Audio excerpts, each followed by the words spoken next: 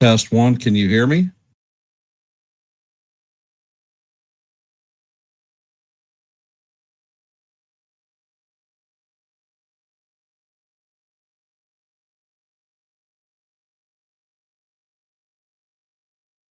Can y'all hear me? Testing one, two, three. All right. Great. More technical difficulties, hopefully, to be avoided later this afternoon.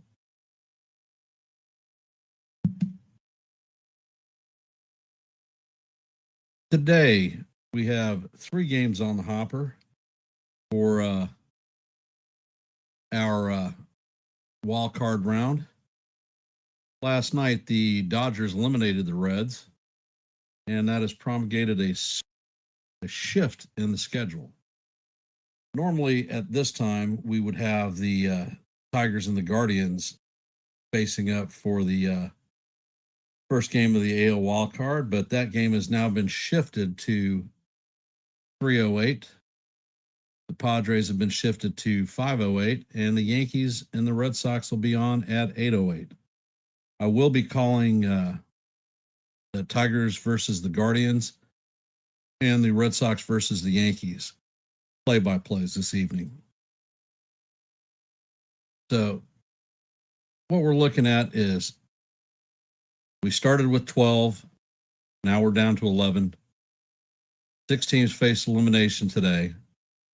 3 are going to survive and 3 are going to go home. In the first game at 3:08, the Tigers are going to be facing the Guardians. Jack Flaherty will be facing Slade Ciccone. Flaherty is 8-15 on the season with a 4.64 ERA and 188 strikeouts versus Ciccone, 7-7, 4.30 with 109 strikeouts. So you're not looking at overpowering pitchers on either side of the fence, and it's a winner take all. Somebody will be going home and find it difficult to believe, that those 2 pitchers are going to be locked up. But what I guarantee you is all hands are on deck. Everyone will be available to be called in any situational thing. That'll make the game exciting today. And I'll be, like I said, I'll be calling that one at, I'll be on at 3:05, a few minutes before game time. So hope to see you there. The second game of the day is going to be the Padres versus the Cubs at Wrigley Field.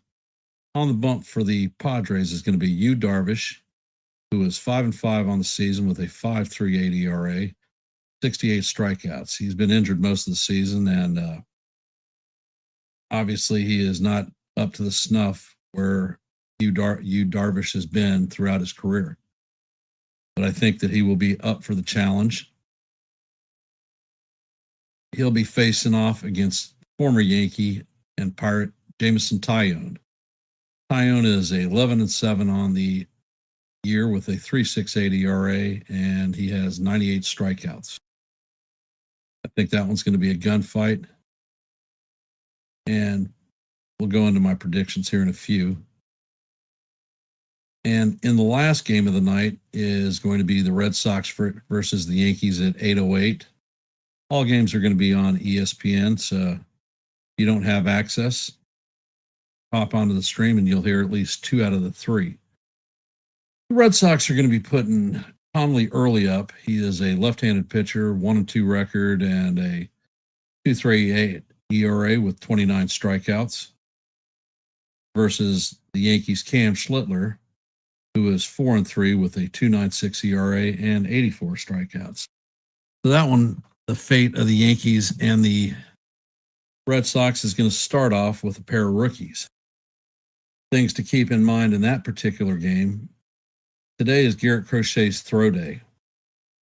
Generally on throw days, major league pitchers will simulate 50 pitches. So it is not outside the realm of possibility that we will see Garrett Crochet come into the game at some point. Hence, have to get to this guy early, keep your hats on, and let's see what happens. As far as my thoughts are for Victors. I think that the Guardians are going to take this game and move on to the next round of the playoffs. I think that the Cubs will take their game and move on. And I think that the Yankees are going to take this one and move on. I think all three games are going to be gunfights and should be a hell of a lot of entertainment watching and calling.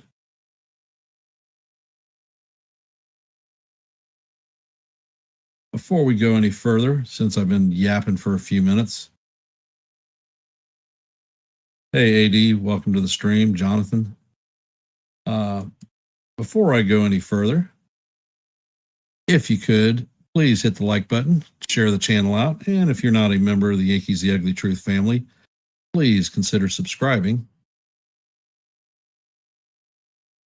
I've gone over the rough talk that I'd like to do at this point, and I'm going to open the floor up to anyone who wants to come up and speak their piece. Everyone is welcome. And I'm dropping the link right now.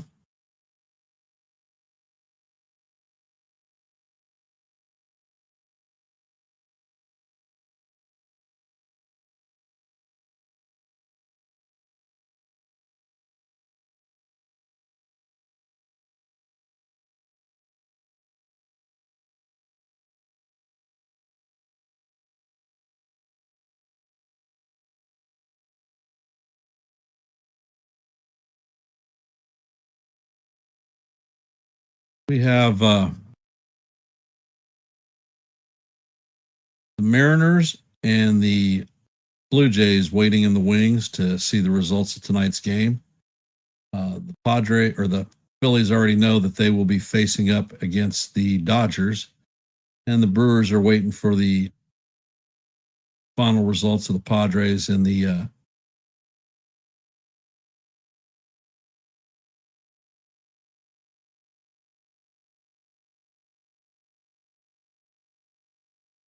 all right. Bring up a comment from Jake.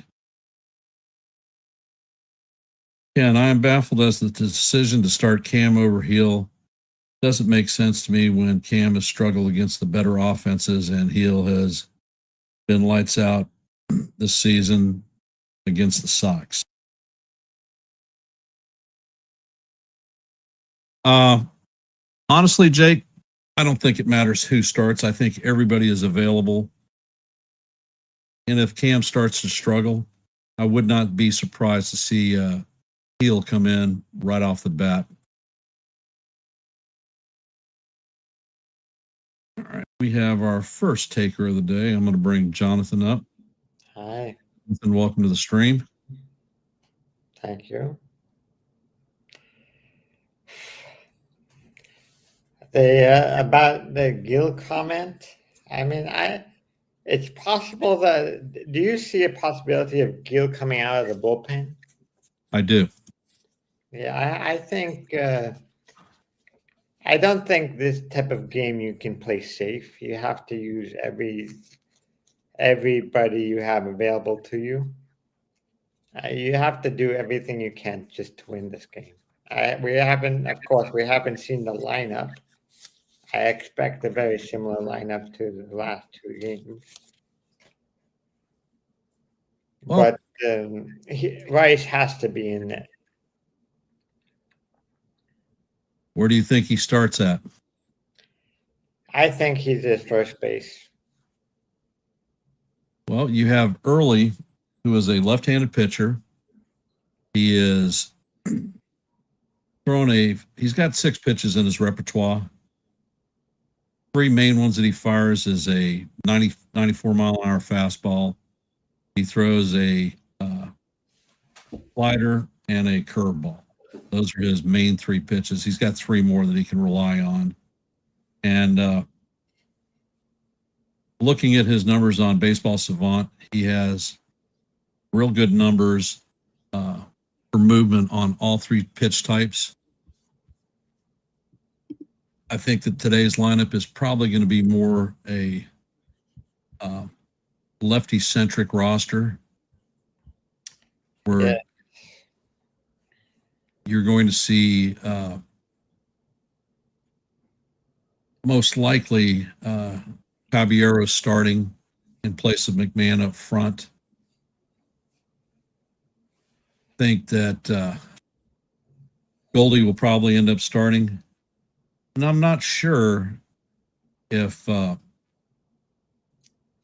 is going to be behind the dish. Most likely he will be. I think that Rice will be sitting in the wings until early pops out. One thing I would not be surprised to see is Garrett Crochet come into the game because this is his throw day. He should be good for about 50 pitches or so. Well, if Early gets, don't mean to be, if he gets out of the game early, maybe you'll see Crochet. But with this being so close to his last start, he may not be as effective as he was in the first game. Crochet. And I believe that that's actually a very true statement. I don't think we'll see Freed. No. The Yankees are a lot more, I guess, conservative when it comes to the pitching.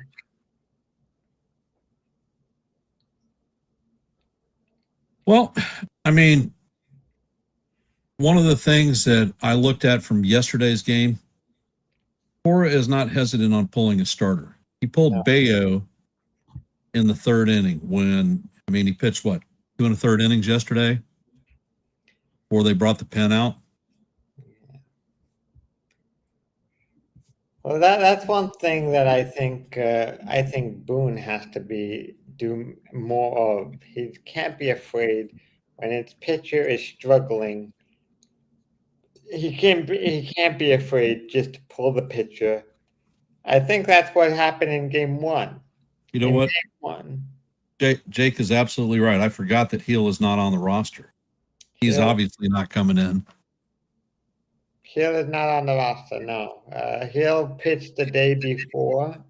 Yeah, he pitched on Sunday. He would not put on the roster just to have another fresh arm. What the pitcher that the Yankees would really love to have back in the bullpen would be Cousins. Yeah, but that's not an option, and you know that for a fact. But I think Duvall might pitch today. Would not be surprised even in the slightest on that one. Something I want to go over real quick. The division series starts on Saturday.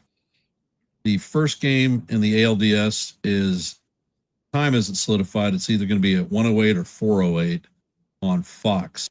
And that's going to be the Yankee or the Blue Jays versus the Yankees or the Red Sox, whoever wins that one.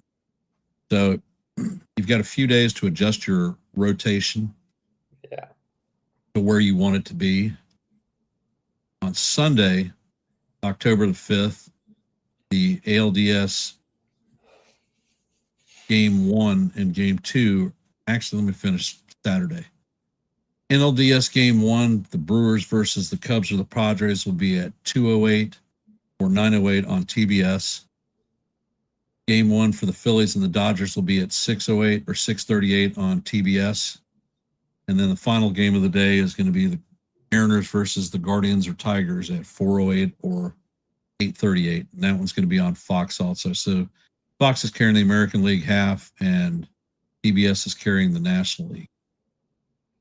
On Saturday or Sunday, October the 5th, both second round games for the ALDS will be played. And on Monday, the NLDS games will be played. Yeah. So, well, hopefully we can continue to root for the Yankees in those games. Yeah, without a doubt. And on Wednesday, October the 8th, the game 3 NLDSs will be on. and the Game 4 ALDSs will be on. Thursday, October the 9th, they're going to have NLDS's Game 4. On Friday, the 10th of October, both ALDS Game 5s will be on if necessary. Saturday, October the 11th, is going to be the NLDS games if necessary. Hey, TC, welcome to the stream. So there is a possibility that some of these series are going to end out early. Hence, more time to adjust the roster for the league championship series. What do you think about the matchup of Flaherty versus Ciccone today in the first game for the Tigers versus the Guardians? I didn't even look at the other scores, but I'll look at it. Guardians. Well, Cleveland has been very surprising this year. But Flaherty and Ciccone, both of those pitchers are haven't had great seasons in terms of ERAs. So it seemed like to be an evenly matchup. They have all. The only difference is Flaherty strikes out more people. And that's what he profiles at as a high K person. Yeah. Hey, John, how's it going? Welcome to the stream. So this game is a toss-up. I don't think anybody has a real advantage. However, if I were to say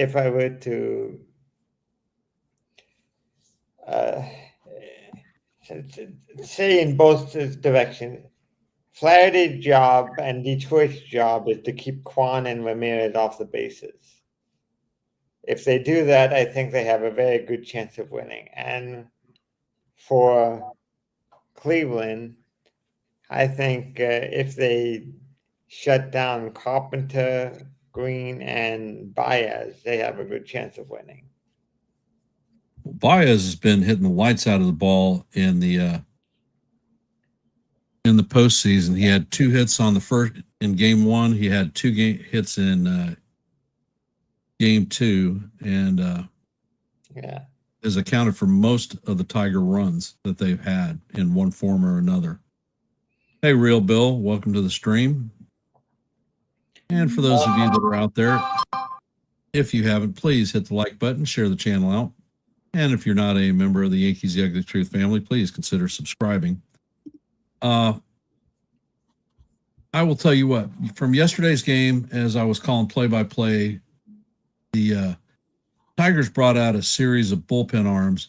Every one of those guys were throwing 95 plus, nothing but straight gas. And the Guardian hitters got to him. They got to him fairly easily. Bo Naylor, who was hitting 195, hit a 3-run bomb off of a 100-mile-an-hour fastball. Well, it really doesn't matter how hard you throw if your ball doesn't have movement. I agree with you. So honestly, if I was a pitcher like you have been in the past, I would focus more on not pitching as hard at 100 miles an hour. I much rather have a 95 miles an hour with movement than 100 miles an hour with no control. Well, it's funny that you mentioned that, because from Game 1 of the Yankees Red Sox series, when Chapman came in, the first 3 hitters that he faced were Goldschmidt, Judge, and Bellinger. Yeah. And when he was throwing his fastball, it was ringing in about 95 miles an hour. All 3 of those players actually got hits when it came up to Stanton, Grisham, and Jazz and Grisham. All of a sudden, his fastball ticked from 95. I saw it as high as 102, but averaging 101, and he blew all 3 of those guys away. Well, this is what the mistake they made in Game One. Jazz and Stanton, especially, they didn't.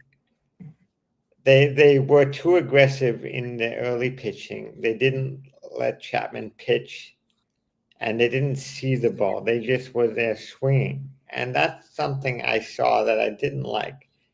You at least, I'm not a big fan of the Yankees not working the pitcher and swinging too early in the count, but yeah, sometimes that's what you need to do. But you still, even if you look at the first two pitches, you still have a third pitch you have to see. So sometimes when you're in that situation, bases loaded and nobody out, sometimes it's a good thing to see the first pitch if you're uncertain. Unless I, what I would do if I was a hitter, I would focus on one position on the plate.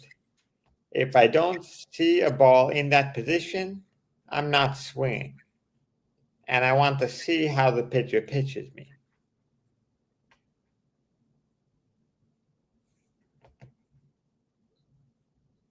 Well, that has been an issue that the Yankees have had all year, is not working the count on pitchers. Well, that's something in- that I think baseball needs to change. In Game One, the Yankees had one of the late innings that against Crochet that they saw 7 pitches. I think those 7 pitches allowed Crochet to go another inning Yes. and allowed them to bring Chapman in right off the bat. And obviously that hurt the Yankees. And this is what I was telling to Jason, and I was telling other people. The Yankees have to approach Crochet just like they approach Pedro Martinez.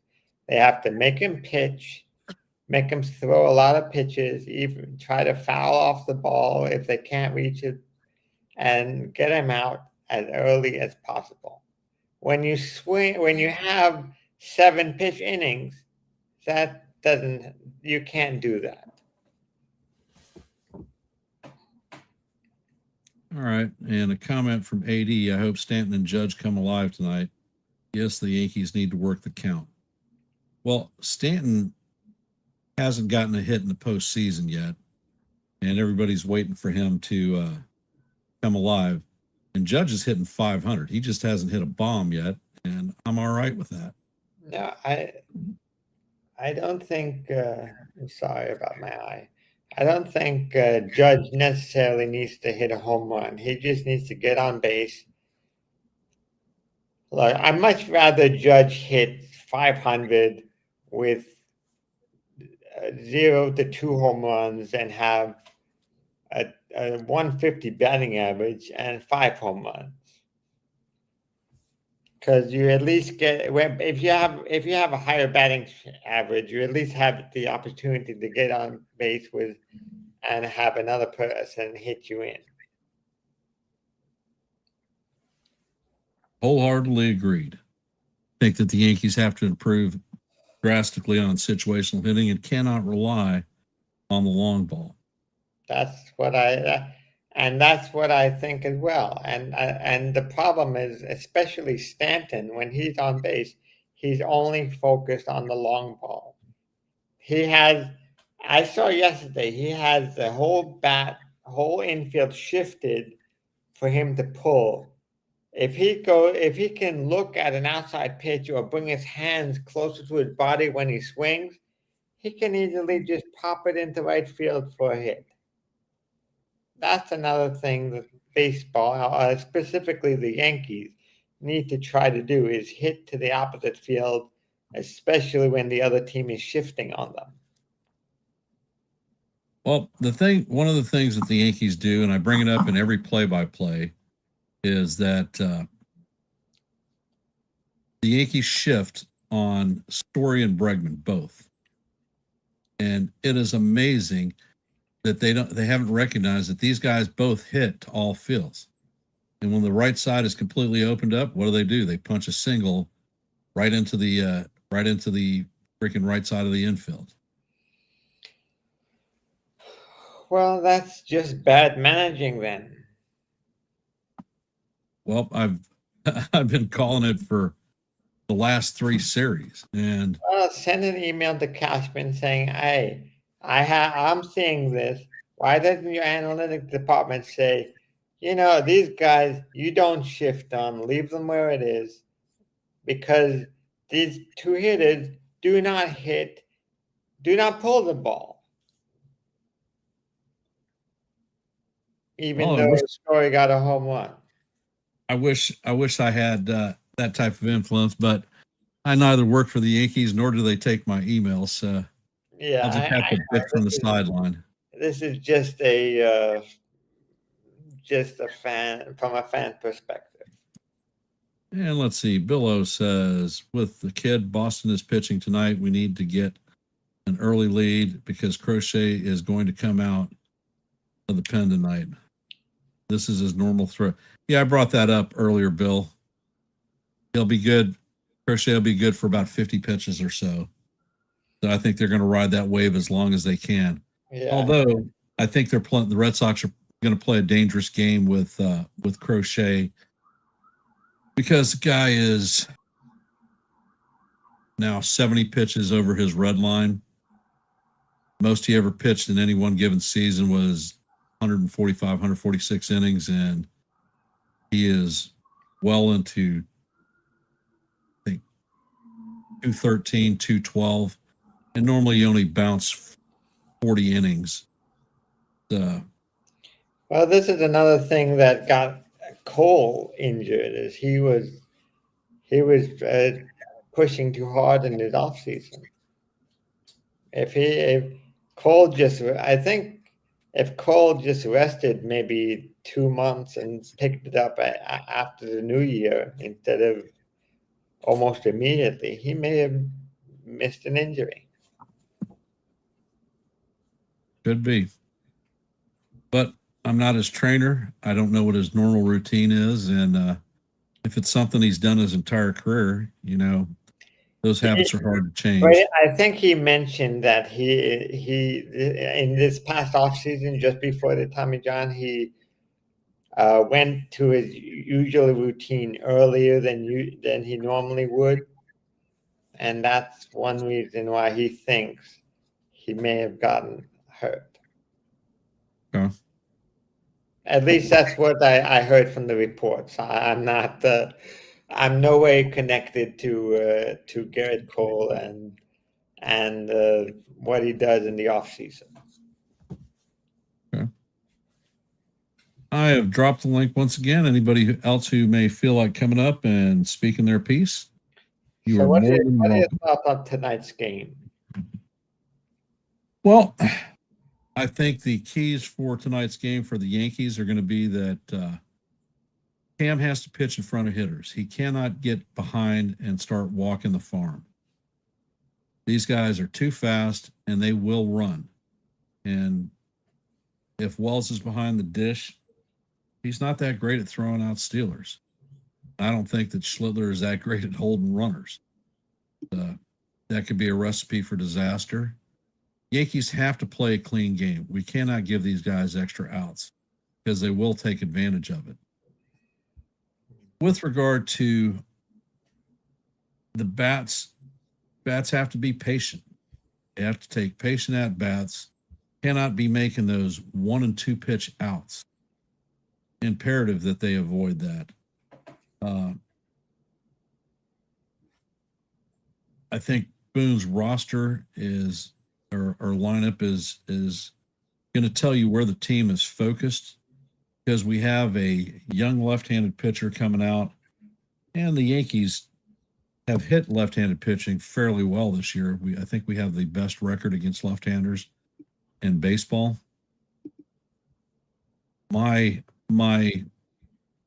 pause is when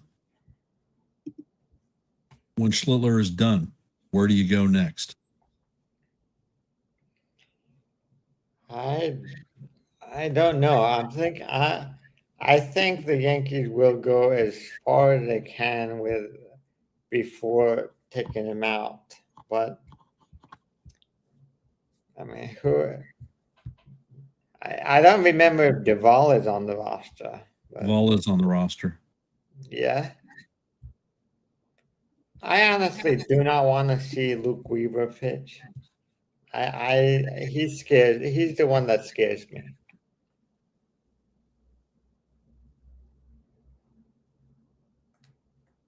Jake, honestly, here, bring his comment up. Honestly, I was thinking that they may go to Warren. That seems like a disaster to me. I'm not actually sure why Warren is even on the postseason roster against the Red Sox. He has over a 9 ERA and has been hammered by them almost every appearance that he has made. So, not sure that we would want to go to him. I mean, possibly Paul Blackburn might be a long guy that we bring out. I don't even remember if Yarbrough is on the roster. Yarbrough is not on the roster. No, he's not. So because my early predictives was that Yarbrough would be the starter for this game if needed, and then bring in Cam to follow up behind him. yeah, Differential between the 88 mile an hour fastball and the 100 mile an hour fastball would make make it hard for their bats to catch up. yeah, I'm not sure why Yarbrough didn't make the roster compared to a guy like Blackburn. Blackburn's one of the long relief arms, and atypically in the postseason, starters don't usually tend to go more than 5 innings. You want somebody that can chew some innings up without giving up the ghost, and I think Blackburn fits that profile, being a former starter. Well, I'm also surprised they kept Weaver on the roster because he has not looked the same since his injury. Before the injury, he was lights out. He was probably getting being a contender for the Mariano Rivera Award. But after his injury and when he came back, he turned out to not even. It seems like not even a pitcher you want on your team next year.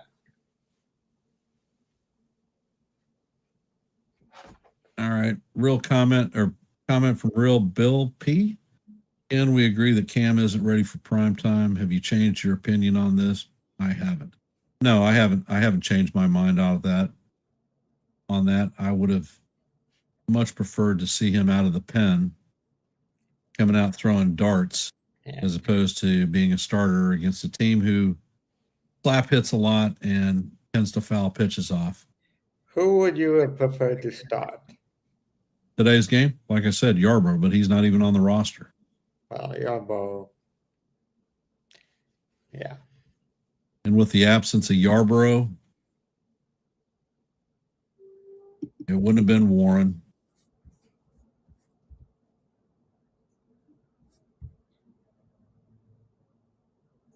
Would I have gone with the pen game? Possibly. I might have started Blackburn.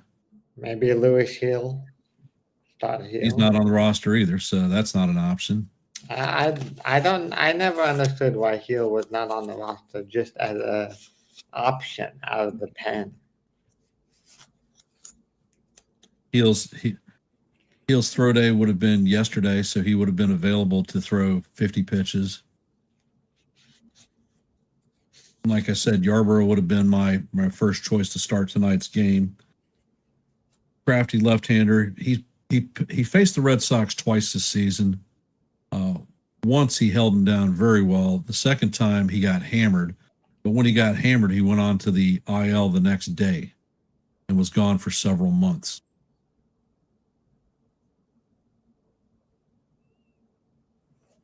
Yarbrough is not on the roster, so I have a feeling also the starter of today will have a very short leash. I think anybody who's not performing is going to have a short leash. Wow. And God's honest truth, Bednar pitched Monday, Tuesday, and Sunday, or Tuesday, Wednesday, and Sunday. Normally, the way that the Yankees profile, he wouldn't be available today to close the game out.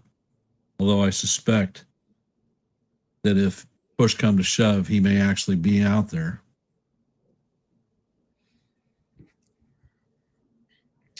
Well, I think, as I said, because this is the possibility of the last day, I think everyone is available. Well, at least that everyone should be available. Everyone except for Rodon. Well, yes, Rodon. Don't think Rodon's available. Don't think Frida's available. Not that I would throw either one of them today. No. No, those two guys would not be available, but anybody from the pen is available. I mean, look, I think the Yankees, the Yankees bullpen really struggled when they lost Cousins. Who's your circle of trust that's at the Ped right now as we speak? Right now, probably Cruz, and what's his name? Cruz, Williams. So Williams has worked his way back into your circle of trust. I think for this season, yes. For this series, yes. Okay. And Bednar. But I would use Williams earlier. I would use him anytime before the 8th inning. I don't think Williams should be in at late in the game. So if it was me, I wouldn't hesitate to put Williams first out of the bullpen today. And let's see. Billow says Frida's a gamer and might come out of the pen if needed. Well, staving elimination, he might be available. The big problem with Williams is he only has, I think he has 2 pitches. Yep, 4-seamer and a changeup. And that's what scares me about him, because if anybody sits on those 2 pitches, he will get hit. So unless he develops a third pitch. He has a third pitch. He just hasn't used it this year. Well, he needs to get off his stubborn horse and use his third pitch in a wild card game. And let's see. Jake says, don't forget Mark Leiter Jr. is on the roster. We may see him today. Maybe. Yeah. Luke Weaver's on the roster. You may see him. Weaver, I'm scared about Weaver. I think I think out of all the bullpen arms that are well known to be ready, I think Weaver scares me the most. I believe that the bullpen for the Red Sox is going to be pretty light today. The pitcher that I fear in their bullpen is not Chapman. It's Garrett Whitlock. Yeah, Whitlock. And he threw 47 pitches yesterday to hold them in the game. And there's no chance in hell he's coming in the game today. Well, Whitlock. If he does, he's coming in for one batter and one batter only. Whitlock, and I will always say this, the Yankees should have kept Whitlock. They had a chance to keep him, and they let him go on the 40-man roster. And that was a big mistake. Okay. That will always be a big mistake. Jacob has given me an info note that I didn't know. Ken Kors says he is unavailable. Whitlock. And he said that last night.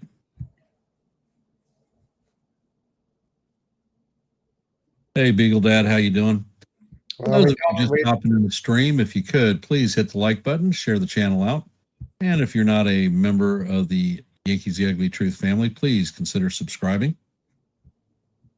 I know there are a few of you watching in the background that haven't chimed in, so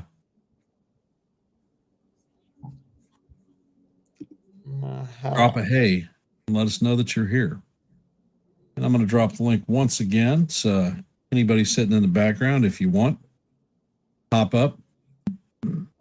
Maybe someone else will come on and give their opinion. Yes, Whitlock with a Rule 5 draft. They were choosing, at that time, they had one roster spot open, and they were choosing between Whitlock and what was his name? There was another pitcher who was not very good, and they chose him. I forget his name. But Whitlock was a pitcher I never wanted to give up, regardless of him having Tommy John surgery. He always pitched well before the surgery. The Yankees were just too stubborn that thinking that no one would take him because he hadn't pitched in a year. And that's one thing about this upcoming Rule 5 draft. They have the same scenario. They have a pitcher, I forget his name off the top of my head, that hadn't pitched all year, and I want the Yankees to protect him.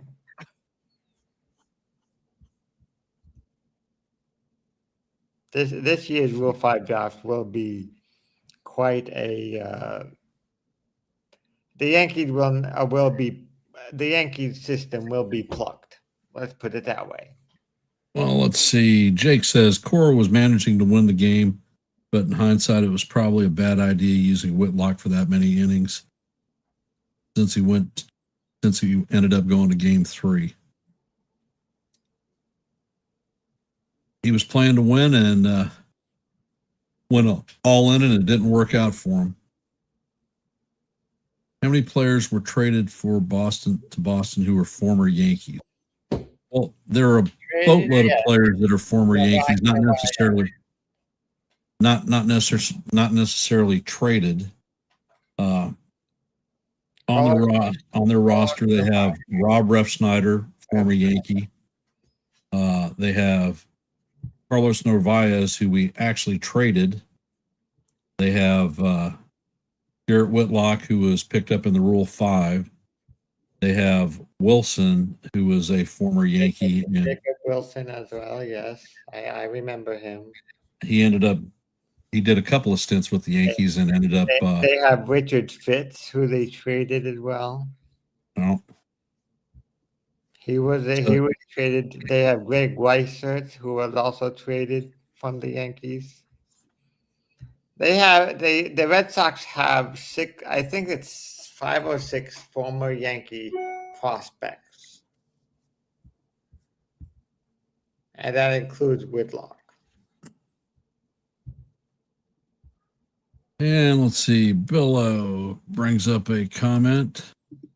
I hope we get King back this offseason. I'm not sure. I think the Padres actually have an option to keep him again next season on his contract. Yep, Rush Snyder was the first one that I brought up, Bill.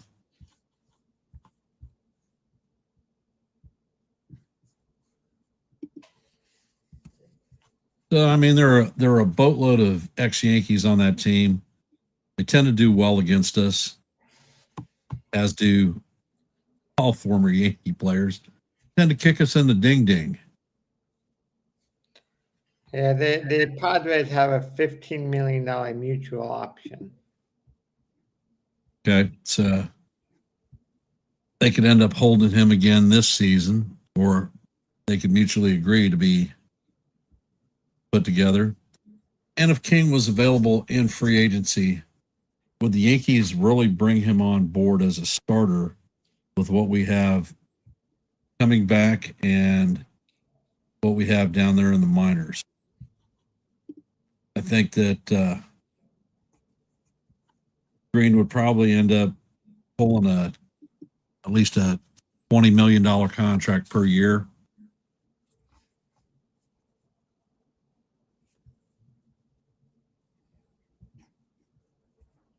Floria, are you talking about Rafael Florial, Bill? Florial, yeah. Florial never Florial never turned out to be anything special.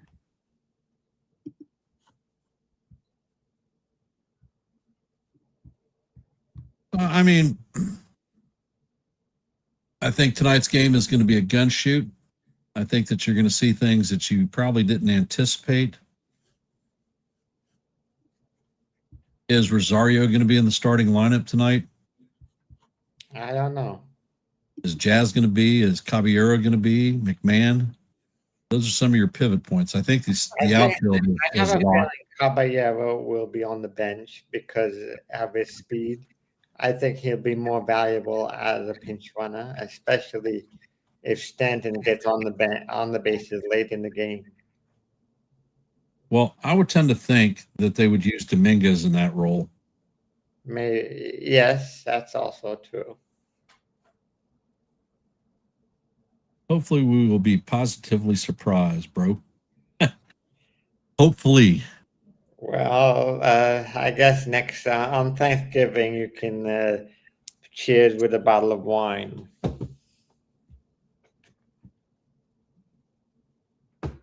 And let's see. Jake says Boone said the Jazz was going to be in the lineup tonight. Jazz is one of those players that you love to hate. That guy freaking annoys me more than anything. Yeah, I'm honestly not a fan. I think the Yankees have so many infielders in the minor league system. I would prefer to protect one of them over having Jazz.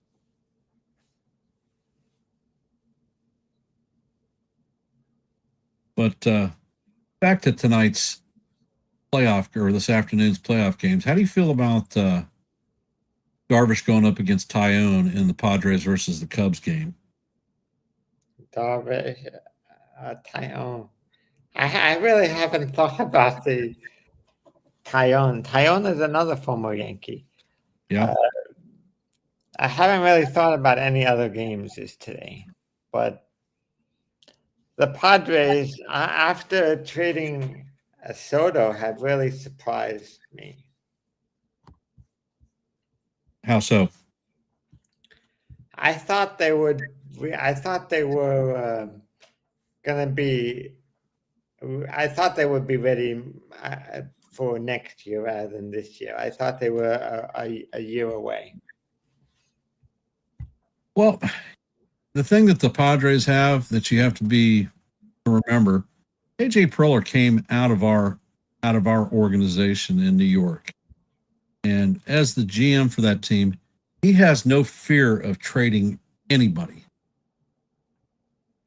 Last year, he traded 5 prospects for Tanner Scott to bring in, a lockdown left-handed reliever for them for the postseason run. And this year, they picked up Mason Miller for basically all the real trade capital that they had. Okay. In that scenario, do you think it's time for the Yankees have a different general manager? Maybe someone who has a more understanding of today's baseball rather than 90s baseball. Well, the funny thing is, home runs are exciting. People are excited about home runs. But if you talk to many of the older fans, people that actually were aware of the dynasty team of the 90s, what has been the focus everybody wants to go back to?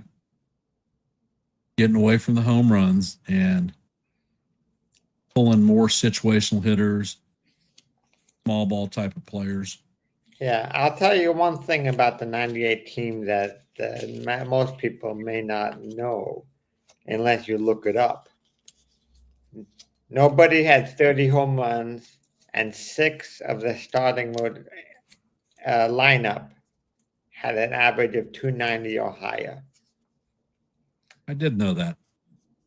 Yes, but maybe the audience would not. So what does that tell you? That tells you that getting on base, having a high batting average, can also win regardless of how many home runs you hit. It's not home runs is not the only thing that will score that win you baseball games. And that is a simple fact of life. And I think that's why we've had problems in the postseason since 2009, as we've relied entirely on the home run ball. And Well, part of that formula has been Aaron Judge, who frankly hasn't played very well in the postseason. well, along with that, on that scenario, I think a big mistake was long term at least not getting Harper and going after Stanton. As much as Stanton has been good for us, I think having Harper long term with Judge would have helped the team greatly.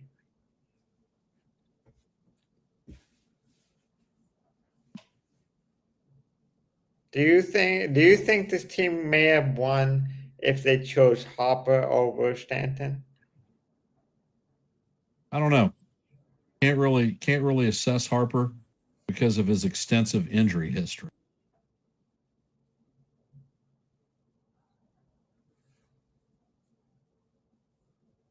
And I mean, for the first few seasons, Stanton was actually a very good Yankee, and Stanton's postseason record stands on his own. Let's see. Assist says the Yankees seem to either hit home runs or they don't hit at all. I'd rather them try to hit home runs rather than no hits at all.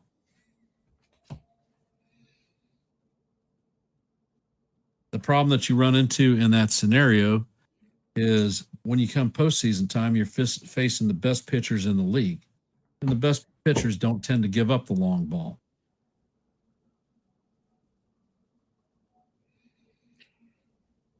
No, that's why. That's the one thing that frustrates me about Stanton is he's always trying to hit the long ball rather than just getting on base. Well, I think Stanton only has one mode of swing. He is a zone swinger for sure. Middle in, deadly. Middle out, not so great. This year, though, he seems to be not chasing the balls off the plate as much as he has in the past. And let's see. Stanton should have stayed in the field. We ruined him keeping him at DH all the time. Stanton was a Gold Glove outfielder in Miami. Okay.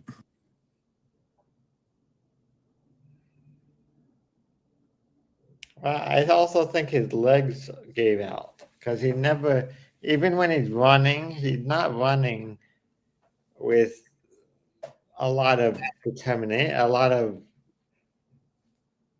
he's running with caution.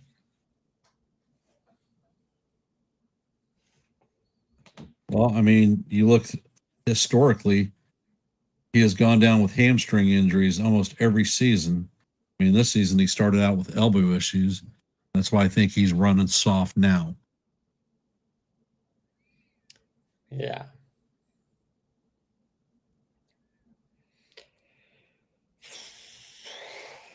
Anyway. So, in the event that we advance to the next round, how do you think that we fare against the Blue Jays in their house for the division round? Well, the division round, I first of all, I think there will be changes to the roster. Some changes to the roster. As anticipated. Yeah. So the Yankees, the one thing the Yankees have to be cautious about is the running game, and that's one thing that they're not that strong on, honestly. So every time the Blue Jays and the Red Sox will get on base, they will try to steal second. But It's not going to be an easy fight. I think the Blue Jays will. The one thing that really frustrates me about the Blue Jays is Vladimir Guerrero Jr.'s mouth. What he says about the Yankees is just very frustrating. Well, psychological crap running his mouth. I don't really care. Yeah, I think he also still has some resentment of the Yankees not signing his father. Yeah, well, he can deal with it. Although that also was a move that probably would have won them another World Series or two.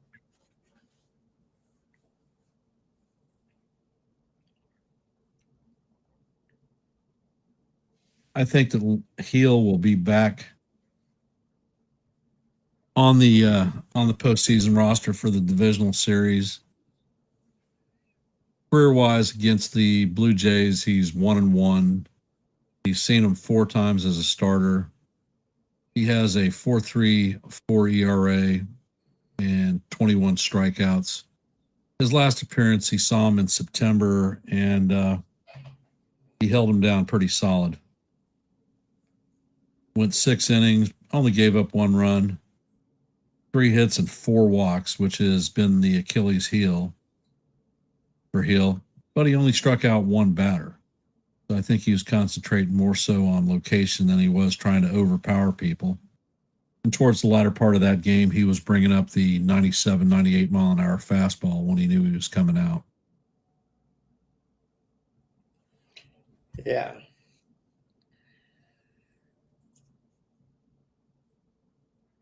And let's see. Jake says, well, the Yankees have a horrible record at Rogers Center this season. So I wouldn't be feeling too confident about that one either. Well, playoff baseball is a whole different animal. The records all get trashed, and you start over at donut. Most people would have subscribed that the Yankees got walked over in the wild card round, taken out by a sweep from the Red Sox, and that didn't happen. And I think we're facing a weaker Red Sox team today because of the bullpen moves that Core made yesterday.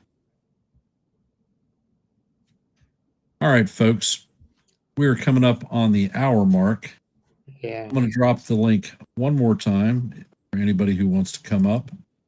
And if not, then we're going to shut this stream down because I have 6 more hours of streaming between 2 play-by-plays. The first one being at 3:08 with the Tigers versus the Guardians. There's one more thing I want to mention before we shut it down. Okay. Tanaka picked up his 200th career win recently. Outstanding. You didn't know that? No, I did not. Well, he did. That is another pitcher that I wish the Yankees continued to just give another 3 or 4 years. I think it was a mistake to not re-sign Tanaka, and that's one thing. I'm just curious that if we had Tanaka, could we have gotten Roki Sasaki? Maybe. You know why Tanaka went home? Why? Because of the pandemic, he feared for his family's safety because there was so much discourse and hate towards Asians. My mother facing some of that herself. Your mother? And because the Yankees had a 1-year, $15 million contract offer on the table for him, and he took a 3-year, $2 million deal to go back to Japan.